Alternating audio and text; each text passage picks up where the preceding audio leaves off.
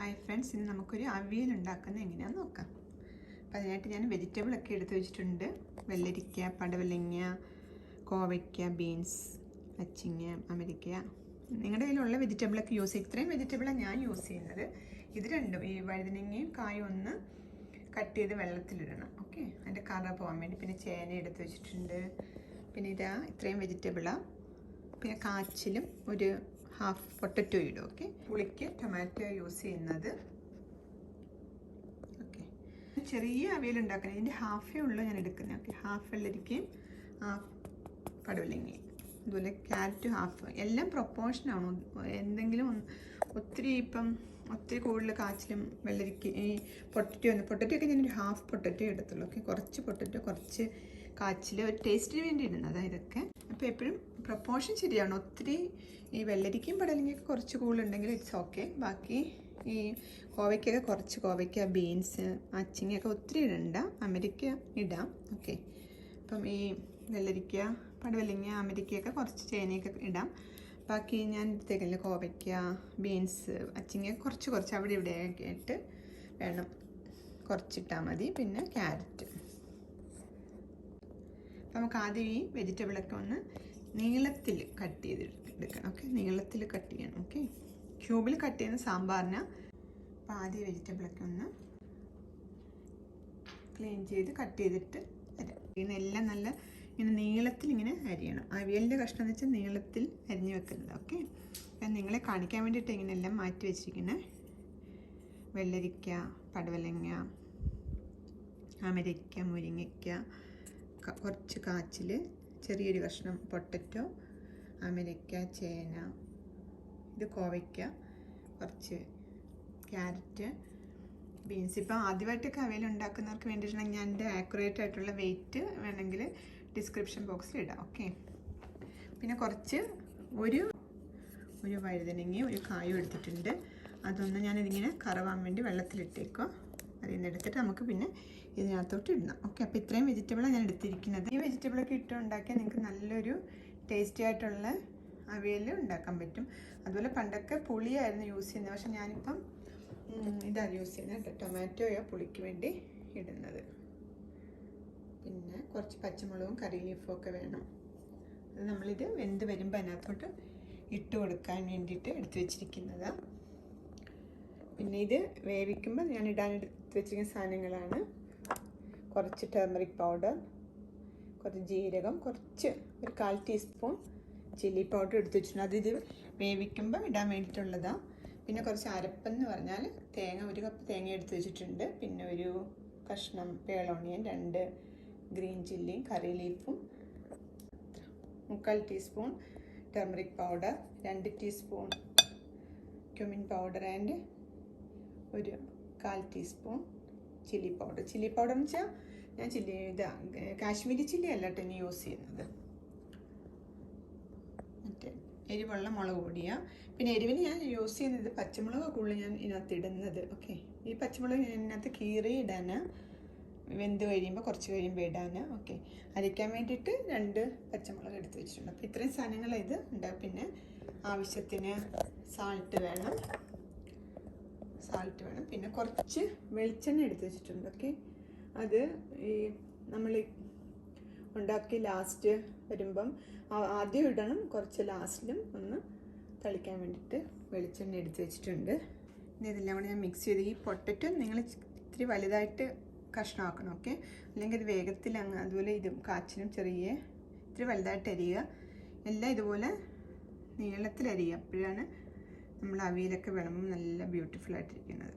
വെന്ത് വരുമ്പം നല്ല ബ്യൂട്ടിഫുള്ളായിട്ടിരിക്കണമെങ്കിൽ ഈ അരിയുന്നതൊക്കെ നന്നായിട്ടെല്ലാം ഒരേ വലിപ്പത്തിലൊക്കെ നിങ്ങൾ അരിയാൻ നോക്കുക. ഓക്കെ, ശരിക്കും ഇത് നമ്മൾ പല വെജിറ്റബിൾ ഇങ്ങനെ ആഡ് ചെയ്ത് വരുന്നുണ്ടോ അരിഞ്ഞു വരുമ്പോൾ ഒത്തിരി ഉള്ളത്. ഞാൻ കുറച്ചേ എടുത്തിട്ടുള്ളൂ. വെള്ളരിക്ക ഒരു 120 ഗ്രാം വെള്ളരിക്ക, ചെറിയ കഷ്ണം വെള്ളരിക്ക, ചെറിയ കഷ്ണം പടവലങ്ങയൊക്കെ എടുത്തത്. പക്ഷേ അരിഞ്ഞു വരുമ്പോൾ ഇത്രയുണ്ട്. ഞാൻ ചെറിയൊരു അവിയൽ വെക്കാമെന്ന് വിചാരിച്ചിട്ടാണ് എടുത്തത്.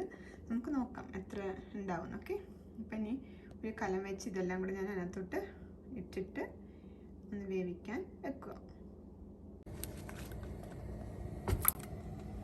ഈ വെള്ളത്തിൽ നിന്ന് ഈ വഴുതനങ്ങയും കായും ഒക്കെ ഞാൻ എടുത്ത് മാറ്റി. ഓക്കെ,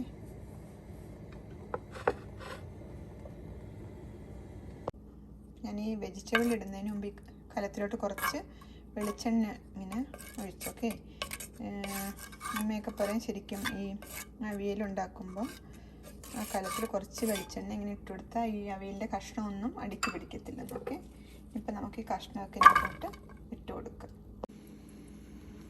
ഇതിപ്പോൾ ആ വെജിറ്റബിളൊക്കെ ഞാൻ ഇതിനകത്തോട്ട് കലത്തിലോട്ട് ഇട്ടു. ഓക്കെ, കുറച്ച് വെളിച്ചെണ്ണ ആദ്യം ഒഴിച്ചു, പിന്നെ നമ്മൾ ആ വെജിറ്റബിൾ അരിഞ്ഞ് വെച്ച് എല്ലാം ഇതിനകത്തോട്ട് ഇട്ട് കൊടുത്തിട്ടുണ്ട്. പിന്നെ നമ്മൾ എടുത്ത് വെച്ച പൊടിയില്ലേ, ഞാൻ പറഞ്ഞില്ലേ ഒന്ന് വേവിക്കുമ്പോൾ ഇടാനുള്ള കുറച്ച് turmeric powder, cumin powder, chilli powder, അത് ഇതിനകത്തോട്ട് ഇട്ട് കൊടുക്കും. ഓക്കെ,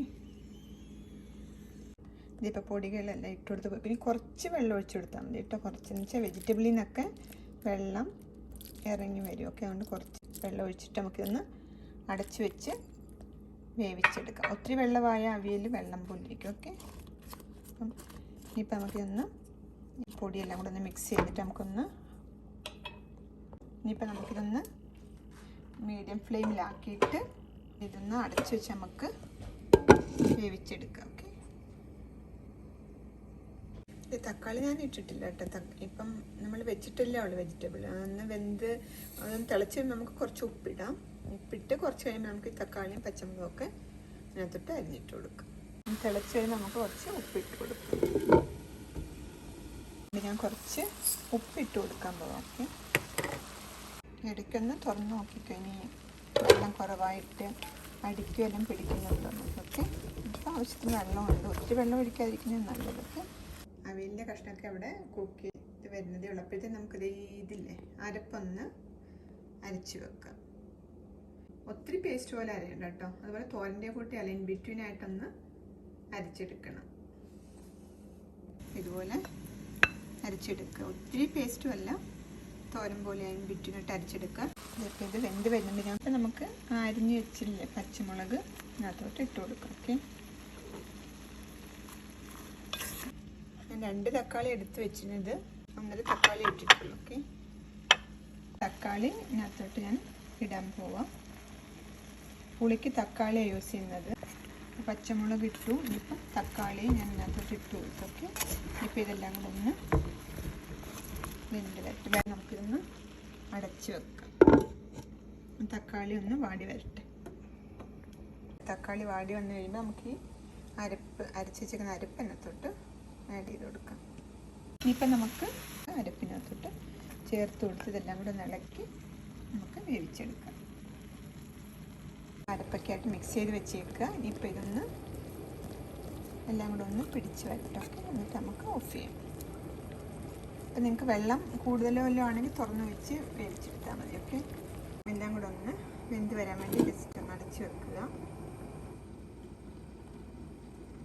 അരപ്പൊടി ഇട്ട് 5 മിനിറ്റ് ഞാനിതൊന്ന് അടച്ച് വെച്ച് വേവിച്ചു. ഓക്കെ, ഈ വെള്ളം കൂടുതലാണെങ്കിൽ നിങ്ങൾക്ക് തുറന്ന് വെച്ച് വേവിച്ചെടുത്താൽ മതി. ഓക്കെ, വെള്ളം കുറവാണെങ്കിൽ നിങ്ങൾക്ക് ലോ ഫ്ലെയിമിൽ വെച്ച് വേവിച്ചെടുക്കുന്നത് നല്ലത്, അല്ലെങ്കിൽ അടുക്കി പിടിക്കുന്നത്. ഇതിപ്പോൾ ഞാൻ ഫസ്റ്റിൽ ഞാൻ പറഞ്ഞില്ല ഉണ്ടാക്കുന്ന മുമ്പ് കുറച്ച് വെളിച്ചെണ്ണ അടുക്കി ഒഴിച്ചിട്ട് അതിനെടുത്താണ് നമുക്ക് അടുക്കി പിടിക്കാതെ ഈ അവിയൽ.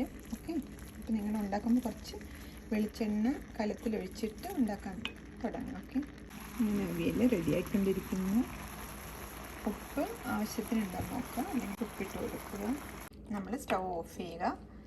നമുക്കിനി ലാസ്റ്റ് സ്റ്റെപ്പ് എന്ന് വെച്ചാൽ കുറച്ച് ഫ്രഷ് ആയിട്ടുള്ള കറി ലീഫ് എടുത്തിട്ട് ഇട്ട് അതിൻ്റെ പുറത്ത് കുറച്ച് വെളിച്ചെണ്ണയും കൂടെ ഒഴിച്ച് നല്ല അടിപൊളി അവിയൽ ഇതാക്കാം. ഓക്കെ, അപ്പം ഞാൻ കുറച്ച് കറി ലീഫ് ഇട്ട് കുറച്ച് വെളിച്ചെണ്ണ ഓക്കെ അതിൻ്റെ പുറത്തിങ്ങനെ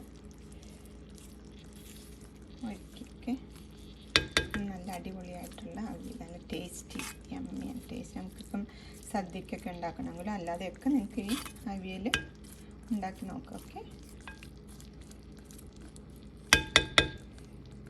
അപ്പം അങ്ങനെ വെളിച്ചെണ്ണ ഒഴിച്ച് കറി ലീഫ് ഇട്ട് നമ്മുടെ അവിയൽ റെഡിയായി. നല്ല പുളിയും എരിവും ഉപ്പൊക്കെയുള്ള നല്ല അടിപൊളി അവിയലൊക്കെ. അപ്പം നിങ്ങൾ ഇതുപോലെ ഒന്ന് ട്രൈ ചെയ്ത് നോക്കുക.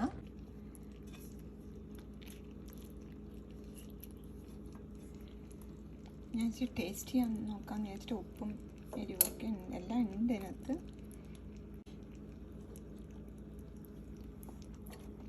ഓക്കെ, ഉപ്പും എരിവും പുളിയൊക്കെ ഉണ്ട്. അപ്പം ടേസ്റ്റി ആയിട്ടുള്ള അവിയല.